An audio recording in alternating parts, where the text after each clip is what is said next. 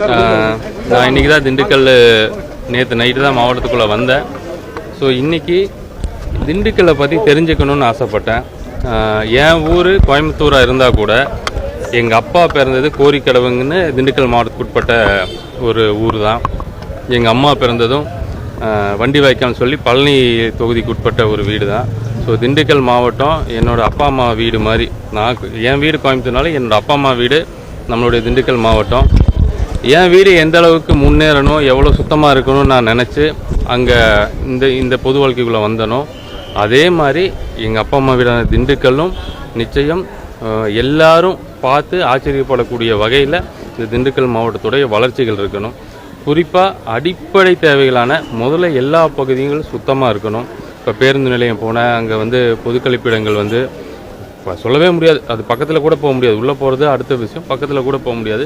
அது உடனடியாக அங்கே சொல்லி நாளைக்கே நான் வருவேன், அதுக்குள்ளே அது கொஞ்சம் சுத்தம் பண்ணணும்னு சொல்லியிருக்கேன். அதே மாதிரி மருத்துவமனை பார்க்க வந்தால் உண்மை சொல்லக்கூடாது, குறை சொல்லாத அளவுக்கு ஓரளவுக்கு நான் பார்த்த பல பகுதிகளில் நம்ம திண்டுக்கல் அரசு மருத்துவமனையோட கட்டமைப்பு கொஞ்சம் பரவாயில்ல தான்.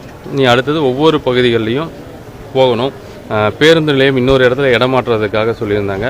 அந்த இடம் சரியாக இருக்கான்னு ஒரு தடவை செக் பண்ணணும். அப்புறம் அதிகமான பிரச்சனை என்னென்னா, இங்கே சாலைகள், உட்புற சாலைகள் எதுவுமே சரி இல்லாமல் இருக்குது. அதை என்ன பண்ணணுங்கிறத கலெக்டர்கிட்ட ஒரு 3 மணிக்கு ஒரு ஆய்வு இருக்குது, அங்கே போய் ஆய்வு நடத்த போகிறோம். என்னால் முடிஞ்ச வரைக்கும் தமிழக வெற்றி கழகம் ஆட்சியில் நிச்சயமாக திண்டுக்கல்லோட மாவட்டத்தோட வளர்ச்சி ரொம்ப அதிகமாக இருக்கும். சார், இப்போ குறிப்பிட்ட இது மட்டும்தான் ஆய்வு பண்ணியிருக்கீங்க. இன்னும் தொடர்ந்து நீங்கள் வந்தால் தான் இந்த ஆய்வுகளில் திண்டுக்கல் மாவட்டத்தில் மொத்தம் 10 தாலுகா இருக்குது. அதில் என்னென்ன குறைகள் இருக்குன்னு தெரியும். நீங்கள் தொடர்ந்து வருவீங்களா, இல்லை இது ஆய்வு கூட்டத்தோடு அப்படியே? ஆனால் எனக்கு ஒரு பொறுப்பு கொடுத்தாங்கன்னா முழுமையாக அந்த பணி செய்யணுங்கிற ஒரு தளபதியை பின்பற்றக்கூடிய ஒரு ஆள். சிஎம் எப்படி ஒரு வேலையை எடுத்துட்டாங்கன்னா டெப்த்து வரைக்கும் போகிறோம். அந்த மாதிரி எனக்குன்னு ஒரு இப்போ எனக்குன்னு இந்த மதுவிலக்கு ஆயத்தீர்வை கொடுத்தாங்க. இந்த 20 நாளில் எத்தனை விஷயங்கள் உள்ளே கொண்டு வந்திருப்போம்னு நீங்கள் ஊடக வாயிலாக தெரிஞ்சிருப்பீங்க. இந்தியாவில் எந்த துறையிலையுமே ஒரு 20 நாளில் ஒரு 1200 கோடி உள்ளே வந்திருக்கு லீக்கேஜ் ஆகிற அமௌண்ட்டு. அந்த மாதிரி அந்த துறையில் எப்படி நான் டீப்பாக வேலை செஞ்சிடும். அடுத்து வர காலங்களில் இந்த திண்டுக்கல்லில் நீங்கள் சொல்கிற 10 தாலுக்காவில் இருக்க மூல முடுக்கு வரைக்கும் நான் போகணும். இங்கே இருக்கிற மாணவர்களோட வளர்ச்சியும், இங்கே இருக்கிற முதியோர்களோட பாதுகாப்பும், இங்கே இருக்கிற அந்த வியாபாரிகளோட வாழ்வாதாரமும் எனக்கு முக்கியம். யாருக்குமே பாதிக்காத வகையில் நடவடிக்கை எடுத்து இந்த மாவட்டத்தை முன்னேறி கொண்டு வருவேன். இன்னொன்று கண்டிப்பாக வருவேன், அடிக்கடி வருவேன். எனக்கு சுத்தமாக பிடிக்கல. எனக்கு அது சுத்தமாக பிடிக்கல. நான் போனேன், அங்கே அது உட்கார்றதுக்கு கூட நிறைய பேருக்கு இடம் இல்லை. உண்மை அது சொல்லக்கூடாதுனாலும் என்னால் அது சொல்லாமல் இருக்க முடியல. அது உண்மை. அங்கே இருக்கிற பாத்ரூம்களை பயன்படுத்த முடியல. போக்குவரத்து அந்த பயணிகள் அங்கே உட்கார்றதுக்கு சரியான இடங்கள் கிடையாது, படுத்துருக்காங்க. அப்புறம் அந்த தண்ணி குடிக்க போகும்போது ஒரு பெரிய சின்டெக்ஸில் அது எப்படி சுகாதாரமாக இருக்கும்னு எனக்கு தெரியல. பாட்டிலில் 10 ரூபா பாட்டிலில் தண்ணி வாங்கி வச்சா கூட 3 நாள் கழித்து அதை குடிக்கிறதுக்கு நம்ம யோசிக்கிறோம், ஐயோ வாங்கி 3 நாள் ஆச்சேன்னு. பட் அந்த சின்டெக்ஸ் எப்படி இருக்குன்னு எனக்கு தெரியல. ஸோ இந்த முறையெல்லாம் மாற்றணுங்கண்ணா. இது எனக்கு இது பெரிய சவாலான விஷயம் தான், இந்த திண்டுக்கல்லாம் மாற்றுறது. இது அடிப்படையிலேருந்து மாற்ற வேண்டிய ஒரு பணி எனக்கு. ஆல்ரெடி முன்கூட்டியே இன்ஃபார்ம் பண்ணிட்டாங்க. அப்படியா? திண்டுக்கல் அரசு மருத்துவமனையும் பேருந்து நிலையம் ஒரு விஷயம் சொல்லட்டுமா, நான் ஆய்வு பண்றதுங்கிறது நானே 1/2 மணி நேரத்துக்கு முன்னாடி தான் தெரிஞ்சேன். ஆனா நீங்க இங்க 2 இடத்துக்கு வரக்கூடிய இடங்களுக்கு முன்கூட்டியே இன்னொரு இடம் சொல்லுங்க, வாங்க போலாம். நீங்க இது இல்லாம இந்துக்களா எந்த இடத்துக்கு? அதான் சொல்றேன்னா, நீங்க ஒரு இடம் சொல்லுங்க, இப்பவே போலாம். நீங்க போய் இந்த இவ்வளவு சுத்தம் பண்ண இடங்கள்லயே இவ்வளவு குறைபாடுகள் சொல்றீங்க. இன்னும் மாவட்டத்துல பல இடங்கள் இந்த மாதிரி இருக்கு. ஒரு இடம் சொல்லுங்க போலாம். அந்த சர்ப்ரைஸ் இடங்களுக்கு நீங்க எப்ப போறீங்க? அதுதான் சர்ப்ரைஸா போலாம். ஒரு இடம் சொல்லுங்க. எனக்கு தெரிஞ்ச பொதுமக்கள் நிறைய புழங்கக்கூடிய இடங்கள் ஒன்று பேருந்து நிலையம், இன்னொன்று அரசு மருத்துவமனை. இது டைரக்டான பப்ளிக் ஆக்சஸ் பண்ணக்கூடிய, அவங்களுக்கு அன்றாட வாழ்க்கையில் தொடர்பில் இருக்கக்கூடிய இடம். ஸோ இப்படி ஏதாவது இன்னும் வேற எங்கேயாவது இருந்தால் சொல்லுங்க, போகலாம். உங்கள் ஊர் நீங்கள் தான் எனக்கு சொல்லணும், அது சரி பண்ணுறதுக்கு நீங்கள் தான் எனக்கு சப்போர்ட் பண்ணணும். சொல்லுங்க, போகலாம். இப்போ கூட போகலாம். எனக்கு இன்னும் 1 மணி நேரம் டைம் இருக்கு. ஏற்கனவே வச்சிருந்த இந்த தனியார் போன அரசுல கொண்டு வந்தவங்க இவங்க பார்த்தீங்கன்னா பைபாஸில் நீங்கள் போகிறப்ப மாவட்ட ஆட்சியர் அலுவலகத்துக்கு முன்னுக்கே பார்க்கலாம். அங்கனக்குள்ள மாவட்ட ஆட்சியர் அலுவலகம் இருக்குது, ஸ்கூல் இருக்குது, காலேஜ் இருக்குது. ஆனால் அவங்க தான் உறுப்பினர் இல்லாத 1000க்கும் மேற்பட்டார். நீங்கள் சனி ஞாயிறில் அங்கனக்குள்ளே போகவே முடியாது, தொடர்ந்து விபத்து ஏற்படுது. இது தொடர்ந்து நடந்துகிட்டு இருக்கு. இதே மாதிரி 3 இடத்துல திண்டுக்கல்ல வச்சிருக்காங்க. இது மேல என்ன மாதிரி நடவடிக்கை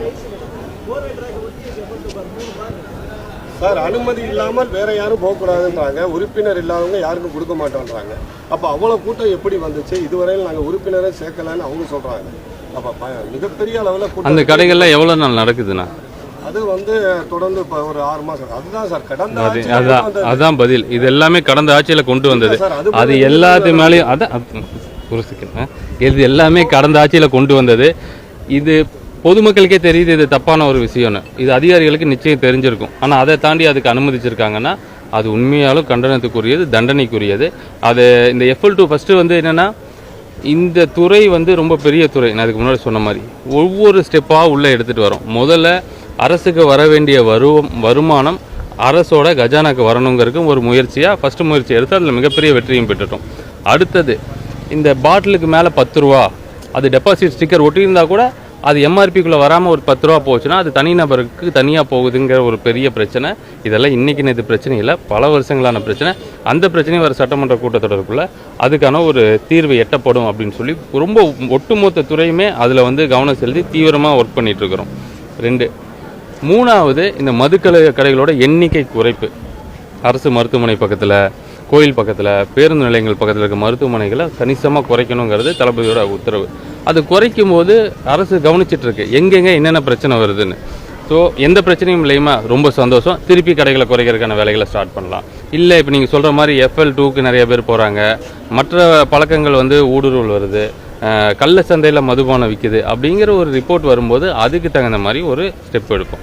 ஸோ இப்போ 717 கடையை முழுசாக மூடி ஒரு 2 நாள் 3 நாள் ஆச்சு. இனி அதை கவனிக்கிறோம், எங்கெங்கே என்னென்ன பிரச்சனை வருதுங்கிறத அதுபடி முடிவெடுப்போம்.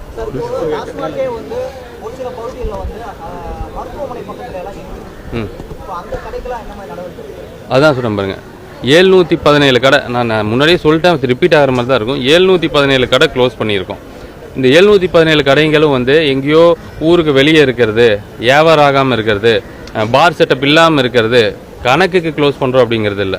நான் சொன்ன மாதிரி ஒரு கடை 25 லட்ச ரூபாய்க்கு ஒரு நாளைக்கு வியாபாரம் ஆகக்கூடிய கடைகள்லேருந்து குறைஞ்சபட்சம் 5 லட்ச ரூபா வியாபாரம் ஆகக்கூடிய கடை வரைக்கும் எந்த ஒரு பாரபட்சமும் இல்லாமல் மக்களுக்கு இடையூறாக இருக்குது, அதை எடுக்கணுங்கிறதுக்காக எடுத்துட்டோம்.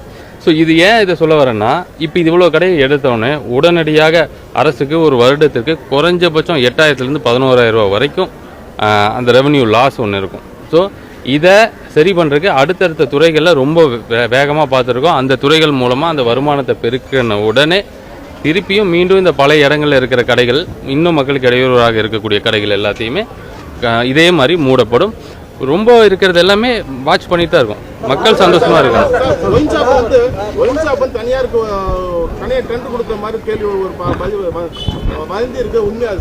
ஒயின் ஷாப்பு தனியாருக்கு டெண்டர்னா பார் சொல்றீங்களா, கடை சொல்றீங்களா?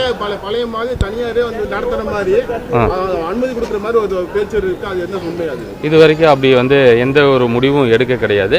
உங்களை மாதிரி ஊடகங்கள்ல வர செய்திகளை பார்க்குற நான் இப்படி இருந்தா என்ன ஆகும்னு கவனிக்கிறமே தவிர இதுபடி எந்த ஒரு முடிவு